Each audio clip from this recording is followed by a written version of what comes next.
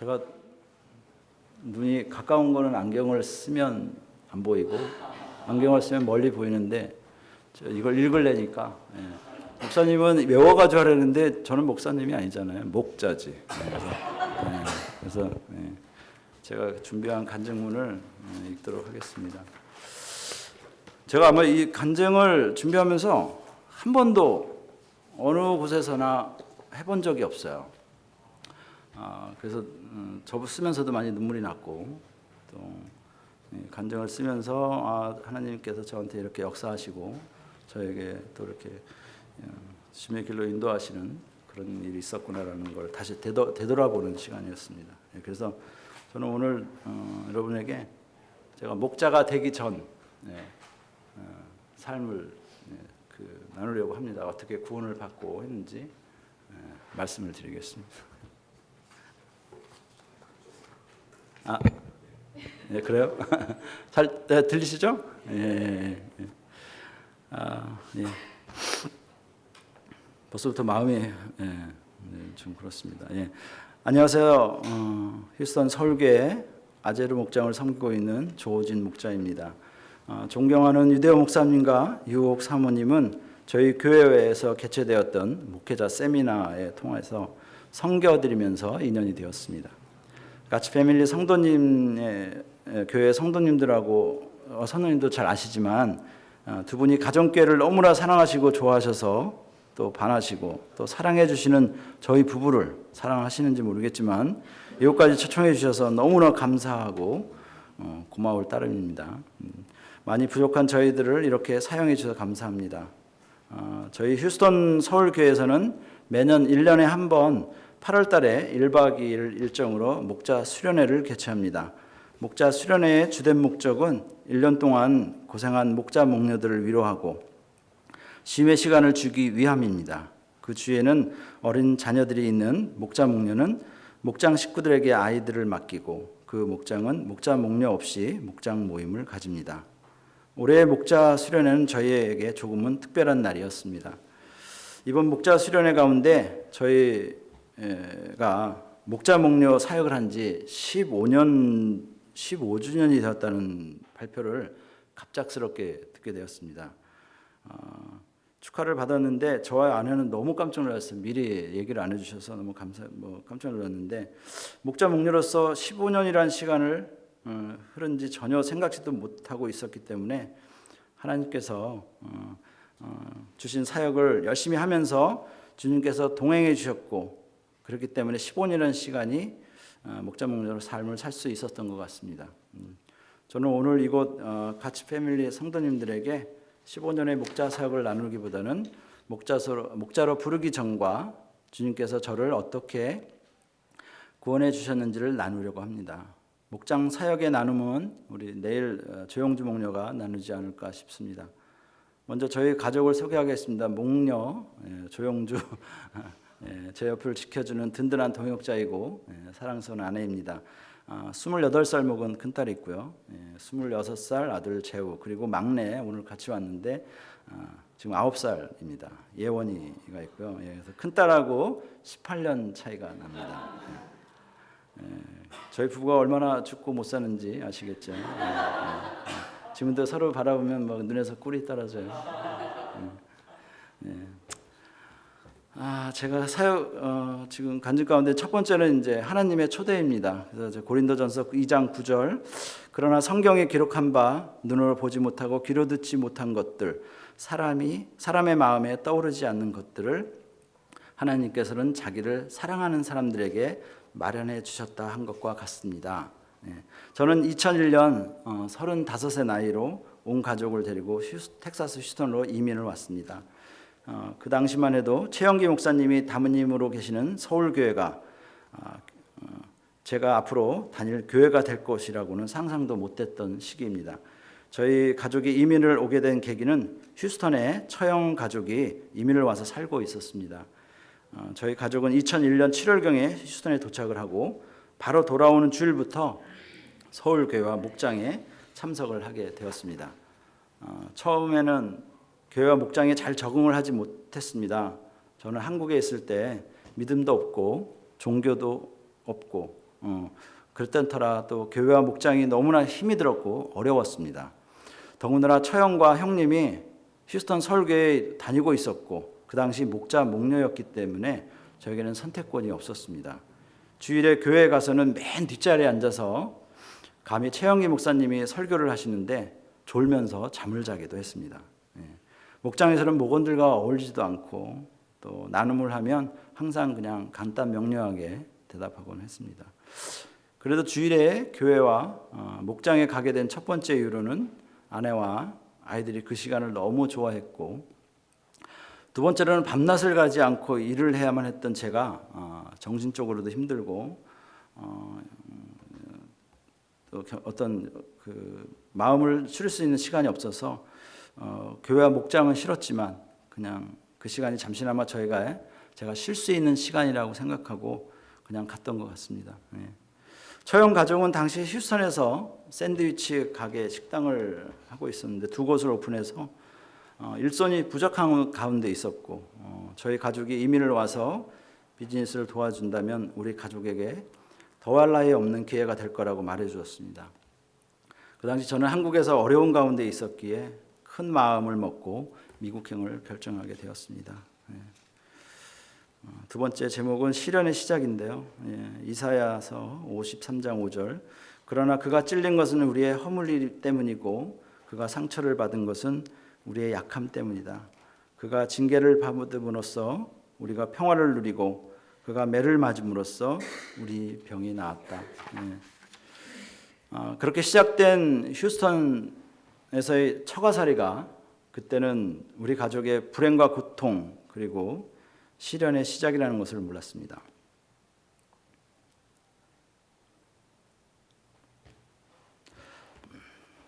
저희 부부는 미국에 도착한 다음 날부터 그분들의 가게에 나가서 일을 하기 시작했고 영어를 전혀 못하는 상태에서 미국인들과 문을 열고 닫을 때까지 열심히 일을 했습니다.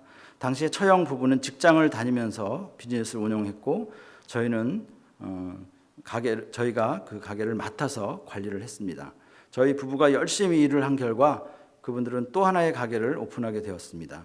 저희들의 일은 더 많이 늘어나면서 육체적으로 정신적으로 많이 힘들었지만 먼 미래의 행복을 생각하며 참고 견디고 있었습니다.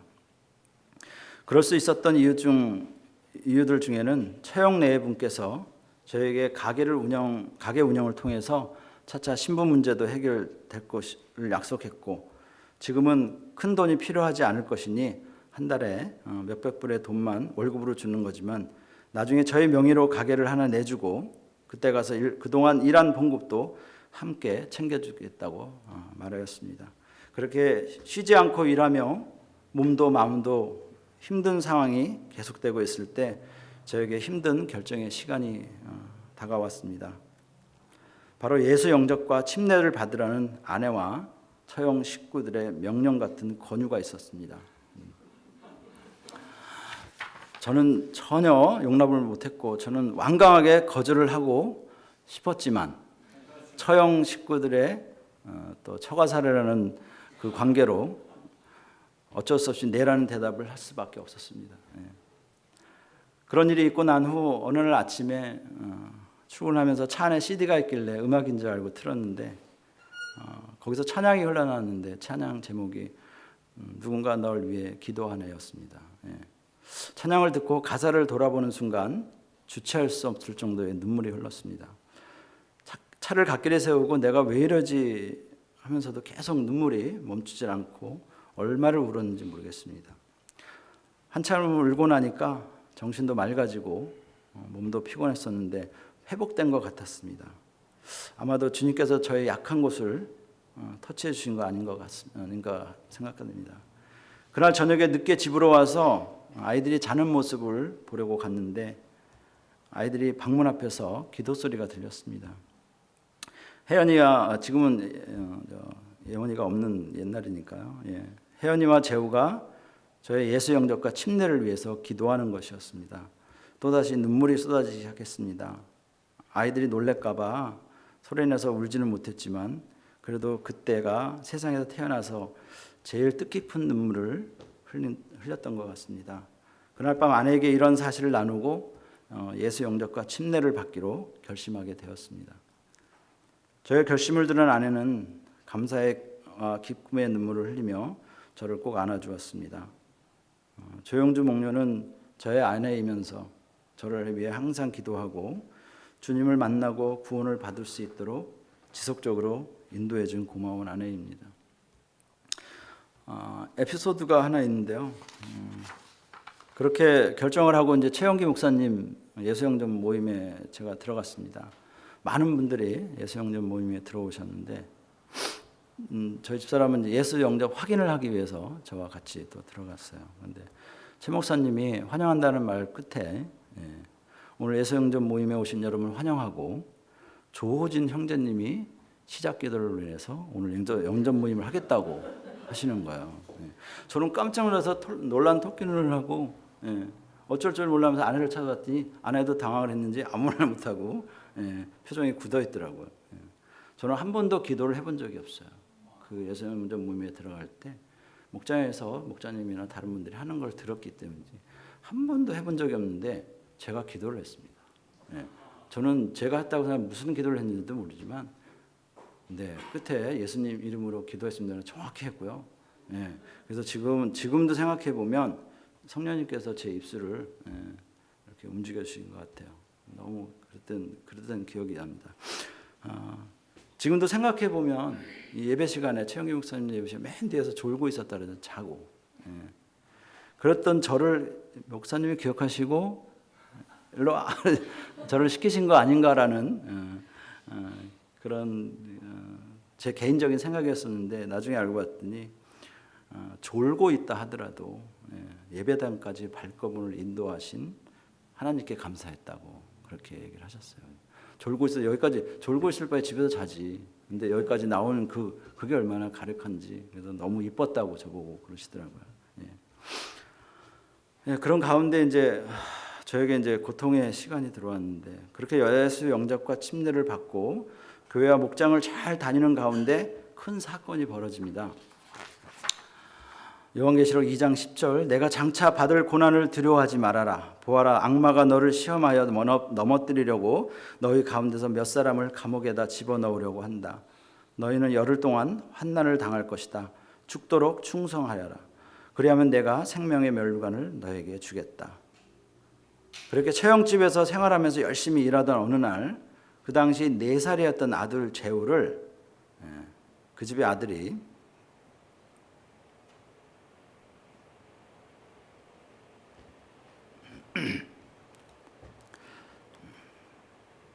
자신의 말을 듣지 않는다며 쇠 야구방망이로 엉덩이를 피부가 새카맣게 될 정도로 때리는 사건이 일어났습니다.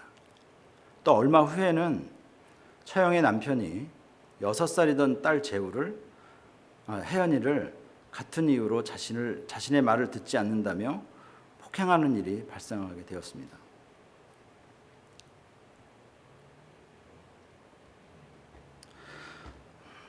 아이들은 우리가 알아서 보살펴 준다고 저희들에게는 열심히 일만 하라고 말해놓고는 부자가 이런 일을 벌인 것이었습니다.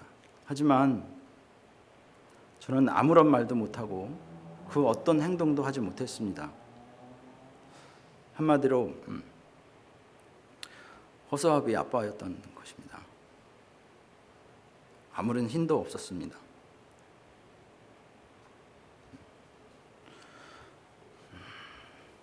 그렇게 며칠을 고민하다가 처형 부부에게 이야기를 했습니다. 이렇게 살다가는 우리 가족이 분열되고 파탄에 이를 것 같다고 우리 가족은 독립을 해야겠다고 말을 했더니 그 자리에서 모든 가게의 키를 내놓고 당장 옷가지를 챙겨서 자신들의 집에서 나가라는 것이었습니다. 우리 가족은 야밤에 쫓겨나듯 그 집을 나오게 되었습니다. 나중에 알게 된 사실은 우리가 내쫓기고 나서 얼마 버티지 못하고 잘못했다면서 다시 돌아올 거라고 생각을 했다고 합니다.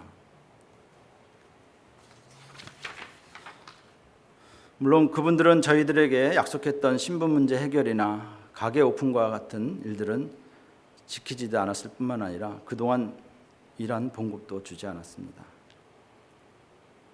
시편 23장 1.8절 주님은 나의 목자시니 내게 부족함이 없어라. 나를 푸른 풀밭에 누이시며 쉴만한 물가로 인도하신다. 나에게 다시 새 힘을 주시고 당신의 이름을 위하여 바른 길로 나를 인도하신다. 그렇게 악몽 같은 3년의 반의 시간이었습니다.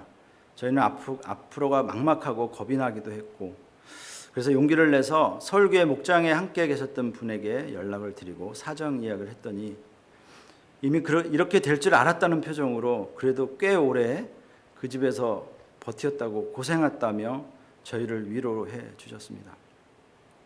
당시 저희 목장 식구분을 통해서 많은 교우분들이 저희 가족을 위해 도와주시고 얼굴도 모르는 분까지 저희 가족을 도와주시고 기도해 주셨습니다.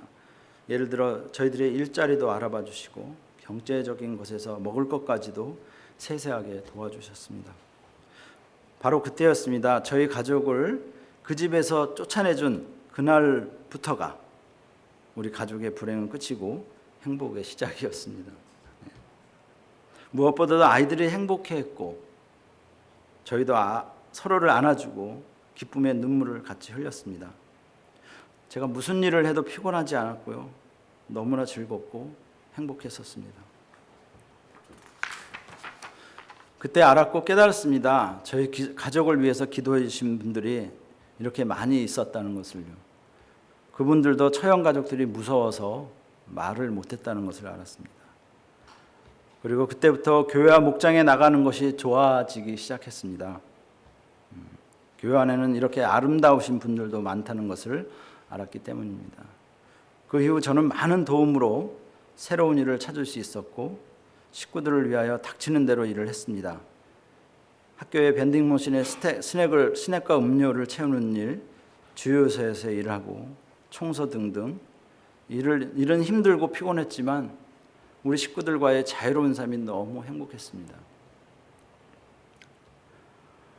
여러분, 나를 치유하시는 하나님, 고린도후서 5장 17절 누구든지 그리스도 안에 있으면 그는 새로운 피조물입니다. 옛것은 지나갔습니다. 보십시오, 새 것이 되었습니다. 그 당시 제가 두 가지 못 고칠 고질병이 있었습니다. 제 목장 교회를 잘 다니고 있었는데 제가 술, 담배를 너무 사랑하고 좋아해서 우리들만의 행복한 시간을 지내던 어느 날 교인분의 소개로 제가 밀링 선반이라는 곳에 취직을 하게 됐습니다. 근데 그것은 한국분이 많고 사장님도 한국분이고 그래서 한 번은 직원들과 회식을 마치고 차를 운전해서 집에 돌아왔는데 회식 장소에부터 집까지 온 것이 전혀 기억이 나지 않았습니다. 그러니까 만취를 한 거죠. 겁없이 미국에서 술 먹고 운전을 하고 그래서 제가 제 자신이 너무 놀라서 그날 이후로 술을 끊었습니다. 완전히. 근데 문제는 담배였습니다. 담배는 한국에서도 몇 번을 끊으려고 노력을 했고 미국에서도 이렇게 했는데 실패를 했었어요. 그러던 어느 날 여느 때처럼 식사 후에 담배를 피는데 무언가 이상했습니다. 담배 맛이 하나도 나지 않고 피울 때마다 몸이 아파오는 것이었어요. 몸이 피곤하고 지치고 힘들어서 내가 어디가 아픈 건가 생각하고 한참 지난 후에 다시 담배를 피우는데 이번에는 몸의 통증이 참을 수 없을 정도로 아파왔습니다. 당장 담배를 버렸습니다. 그래서 담배를 끊었을까요? 아니죠. 정확히 3일 만에 담배의 유혹을 뿌리지 못하고 다시 피우게 됩니다. 하지만 이번에는 전보다 훨씬 심한 고통 그리고 입안에서는 뭔가 검은색 물질을 막 토해내고 있었어요. 순간 느꼈습니다. 사람이 이러다 죽는 거구나 하고 말입니다. 몇 시간의 복통과 이제 통증을 계속되었고 다행히 입안에서는 이물질이 더 이상 나오지는 않습니다. 겁이 나서 제가 토한 것을 보지도 못했습니다. 그렇게 시간이 지나고 몸이 회복되는 것을 느꼈습니다. 바로 그때 가지고 있던 담배를 투동강 내버리고 쓰레기통에 버리고 그날부터 지금까지 17년 동안 담배를 피지 않습니다. 오히려 지금은 냄새를 맡으면 화가 납니다. 아주 저하고는 뭐 일면일시도 없고 아는 사람이 아닌데 쫓아가서 담배 끄라 그럽니다. 다른 사람들 피해 주지 말라고. 그리고 제가 일하면서도 그런 분들한테 제 경험을 얘기해 주면서 하나 도움이 될 게 없으니까 그런 권유의 말도 많이 해주고요.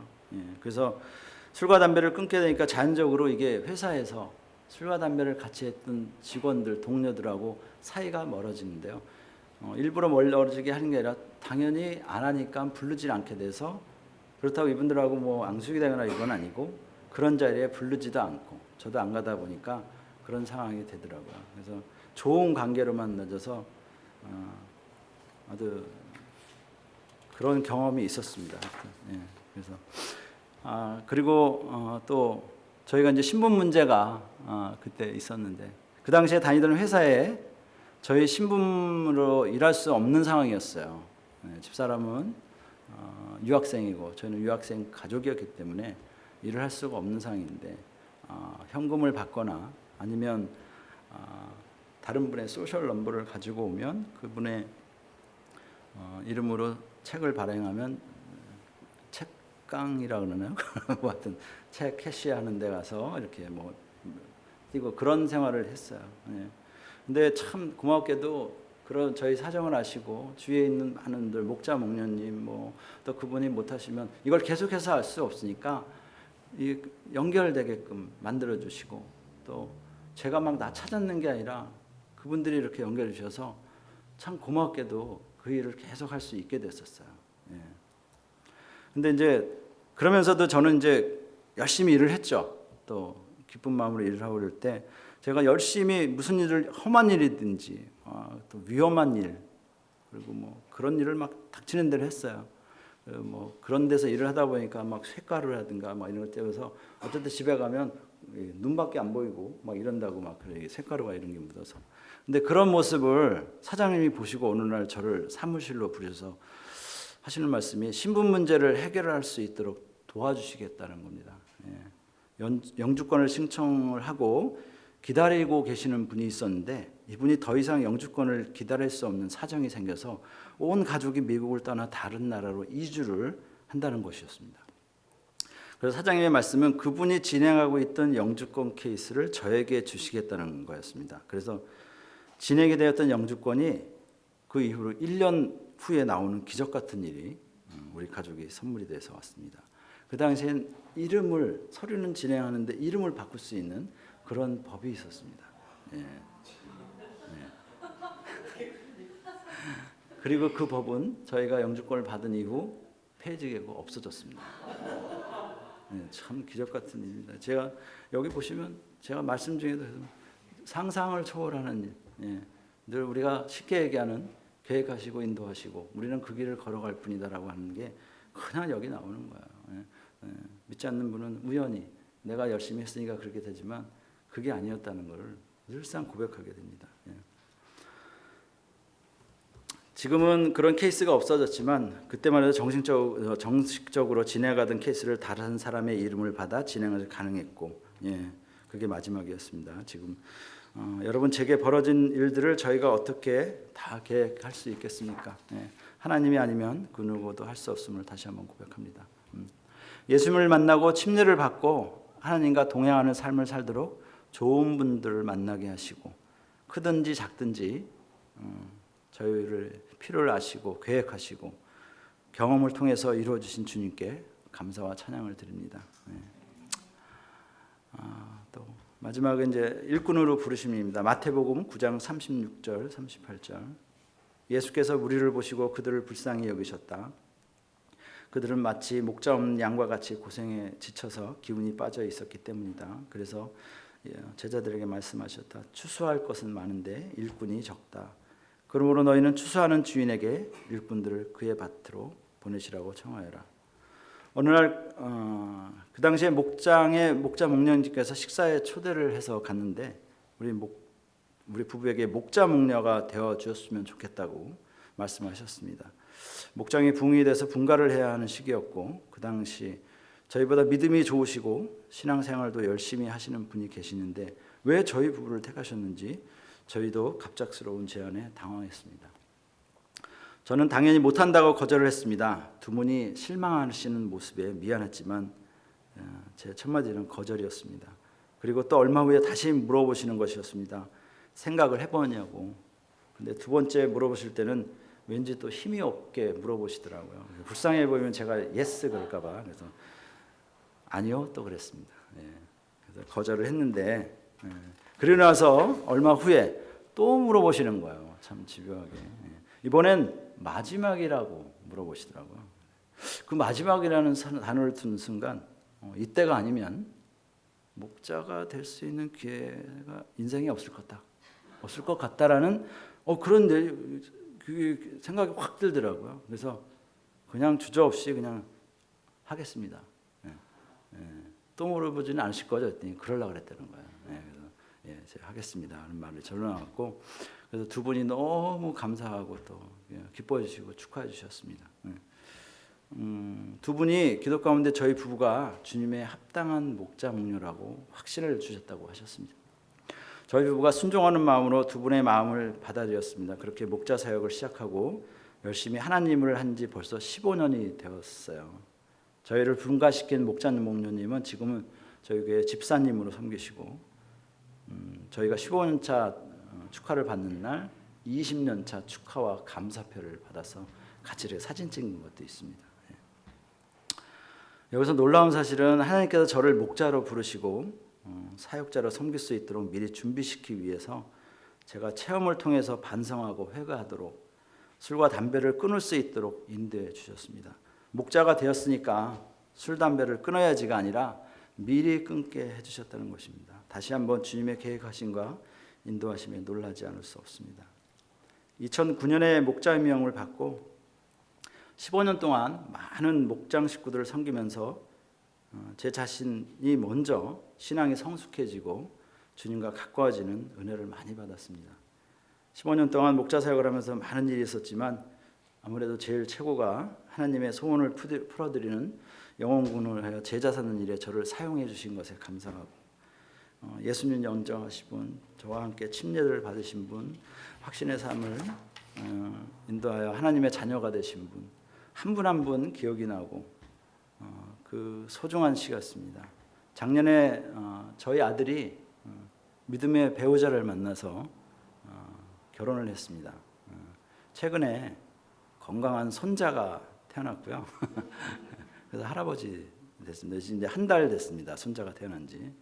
그래서 지금 또 영어부 다니는데 영어부에 또 헌신을 해서 목자 목녀 임명받아서 얼마 전에 분가해서 목자 목녀 하고 있습니다. 이렇게 부자가 함께 사역을 하시는 축복도 주셔서 너무 감사하고, 그리고 우리 막내 예원이는 이제 다음 달부터는 이제 어린이 목자, 목장 안에 저희가 이제 아이가 한 명 생겨서 둘이 원래 한 명이 있어도 가능하거든요. 저희는 목자인데 한 명이 생겨서 이제 어린이, 그래서 이렇게 3명의 목자가 한 가정에 있게 됐습니다. 어쨌든 앞으로의 주님과 동행하면서 일어날 일들이 기대가 됩니다. 주님이 부르시고 주님 앞에 나가는 그날까지 주님이 주신 사역 열심히 감당하며 살겠습니다. 저를 아는 모든 분들과 저를 모르는 분들까지도 저를 위해서 기도해 주신 것을 감사하고, 그분들에게 기도 응답으로 저를 구원해 주신 주님께 감사를 드립니다. 앞으로도 주님이 주신 목자 사역을 열심히 다하여 사역하겠습니다. 저의 부족한 간증을 드려서 감사합니다. 하늘 복 많이 받으세요.